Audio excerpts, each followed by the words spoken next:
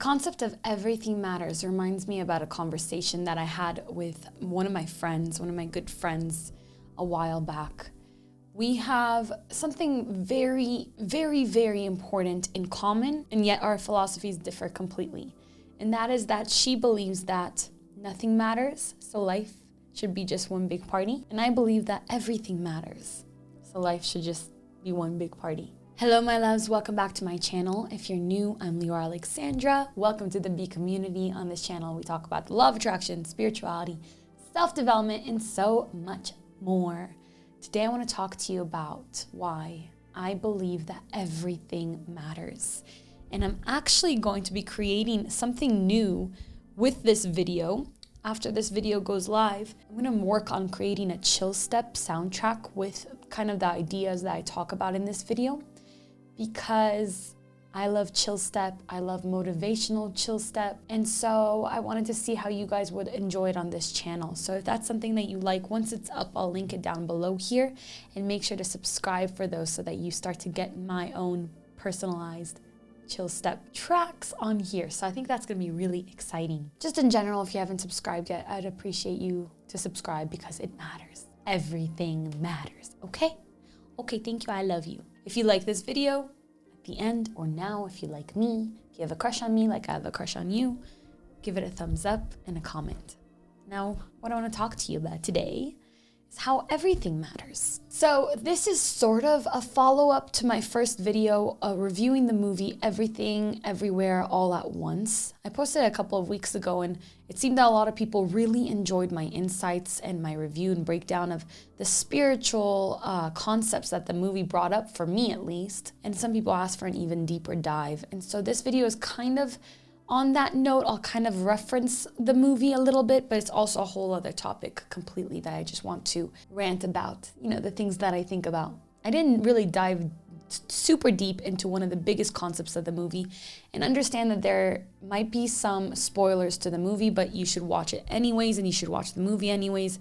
It's only going to add depth to your experience watching it. And that's the concept of nothing matters. That's a big concept in the movie Everything, Everywhere, All at Once. So let's see. If everything is happening all at the same time, if there are an infinite number of versions of us doing everything that can possibly be done in any number of ways, well, then how does this tiny little human experience that we're experiencing here matter? Maybe it doesn't matter. Maybe we're meaningless. We're just one of an infinite amount of versions of us. So Joy, one of the main characters of the movie, was really grappling with this concept, and she was sent into this void-like depressive state. Nothing matters, so I'd rather not exist. Nothing matters, so why even go through the human journey? Why even go through the human experience? If everything is happening, then what makes us special? What makes this life special? Where's the meaning? I have a very personal experience with this actually being something that I felt in real life, both through crippling depression that sent me into days, weeks, months of just not seeing the point of life, not seeing the point of the human experience. And I also experienced the void on ayahuasca, which was a place of nothingness and such a deep feeling that nothing matters and that I'm all alone. And I felt it so viscerally that it was basically soul crushing. I felt all the loneliness and the possibility that nothing matters crushed me. And so when I watched this movie, I realized this is, art imitates life. This is art imitating an experience that a lot of us have, an experience of needing to find meaning for our lives, an experience of needing to have a reason to wake up. Why are we here? What's going on? What are we supposed to be doing? Well, Joy in the movie, like I did, eventually realized that it's us that brings the meaning into our lives, and that a meaningful life is not necessarily an over-the-top big life. The meaning of life is in the little moments. It's in the moments of sitting in the car with your mom, or exchanging a look with your best friend, or getting a cupcake for breakfast, or I don't know, going on a walk that moves you, seeing a sunset that makes you feel things. The meaning of life is in the everyday and the mundane.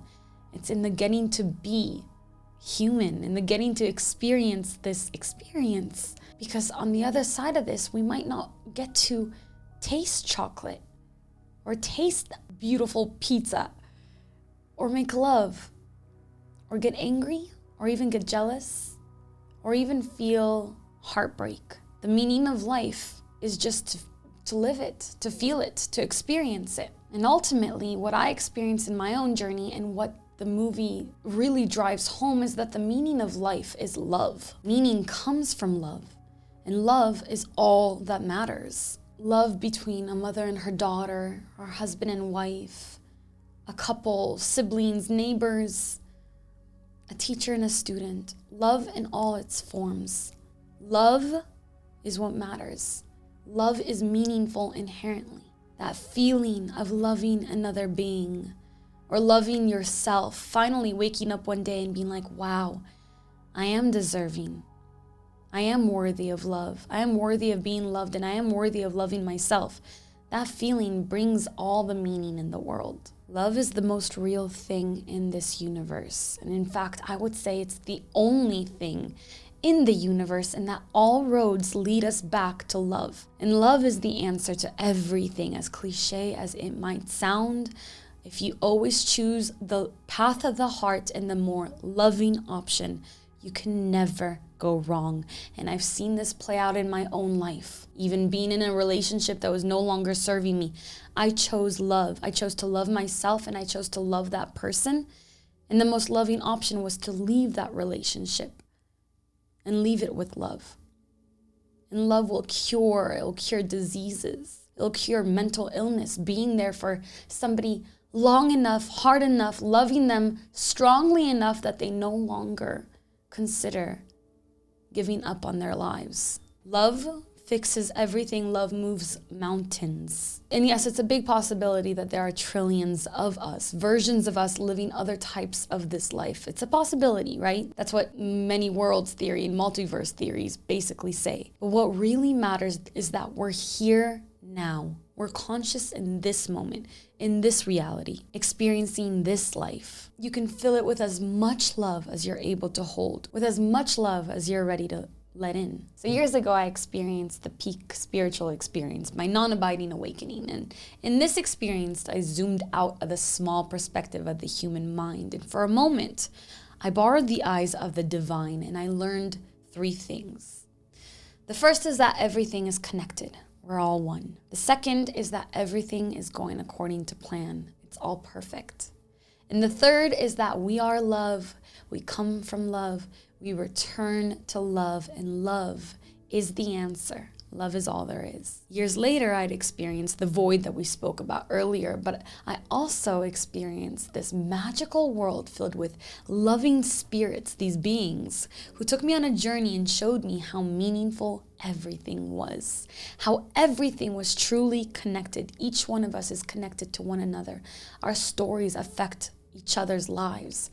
Our touch affects each other. We can heal each other with our words, with our love. And they showed me how we all come from the same place and how important what we say to each other and to ourselves is. I saw how words can break a child down and how other words can bring and lift a child up. I saw how we create our physical world through our beliefs, through our thoughts, and the stories that we tell. I saw that humans are natural storytellers, and that we are constantly weaving our human experience through the stories that we tell about the world, that we tell about ourselves, that we tell about others, and the stories we say about the past and the future. Later, I would go on to study Kabbalah, and I would find out that Kabbalistic mystics believe that every sentence we utter is actually a spell, and that words not only make angels, they are angels. Many of you tell me that you leave my channel feeling better, feeling uplifted. And that's because I use my words to uplift, to build, rather than to destroy, rather than to break down. I made the conscious decision years ago to create angels with my words. Angels that heal, angels that uplift, angels that love, that spread love. And as one of us is touched, we touch another and another and another. And this is how humanity is healed.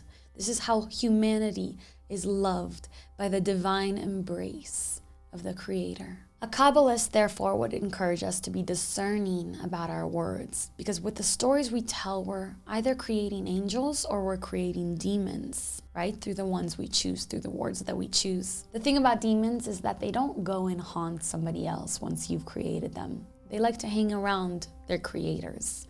And so we plague ourselves with these lower entities. And so create lots of angels with a lot of beautiful, loving words. Love everyone and tell the truth. We're in this life now. We're in this vessel now, in this experience now. And even if it might not be the only one, right now it's the one that we are existing and we fought to be here.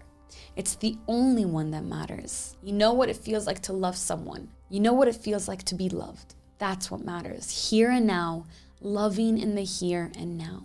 Holocaust survivor and psychiatrist Viktor Frankl once said, "Life is never made unbearable by circumstances, but only by lack of meaning and purpose. When we lose the meaning, we lose track and sight of why we're here." But humans, we're meaning-assigning creatures. We find meaning in the shallowest depths and in the darkest of waters, the deepest of waters, right? So we are capable of giving life deep meaning. And that all starts with just finding the love, going where the love is. And going where the love is often means looking inside of ourselves. In the void, in moments that make us believe that nothing matters, we have to see it for the illusion that it is. After all, we decide whether life matters or not, whether something matters or not. And I consciously decided to choose that everything matters. Again, that conversation that I had with my friend, how we're different and similar in a big way. She's taken my teachings and she's decided that nothing matters. So might as well live it up. And I've taken all of the things that I've learned and I've decided that everything matters. So we might as well live it up. In order to get myself into the present moment and to feel what's happening here and now, I often ask myself, what if I was frozen in this exact moment in time forever? What would this moment hold? Think about that for a moment. If you're listening to this or whatever you are doing, are you filling the moment with as much love as you can? What if this moment was frozen in time forever and you lived only this moment? When I think about that, I choose intentionally to bring in the energy of God, love, creation, purity, kindness, and wholeness into the moment. I choose to bring in a lot of pleasure, a lot of laughter.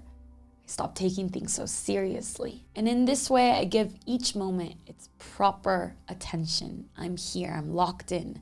I make each moment matter. It's not a fact that nothing matters. It's also not a fact that everything matters. It is a fact that life is what you make of it. And the universe will unfold according to how you perceive it. Albert Einstein once said, "There are two ways to live your life.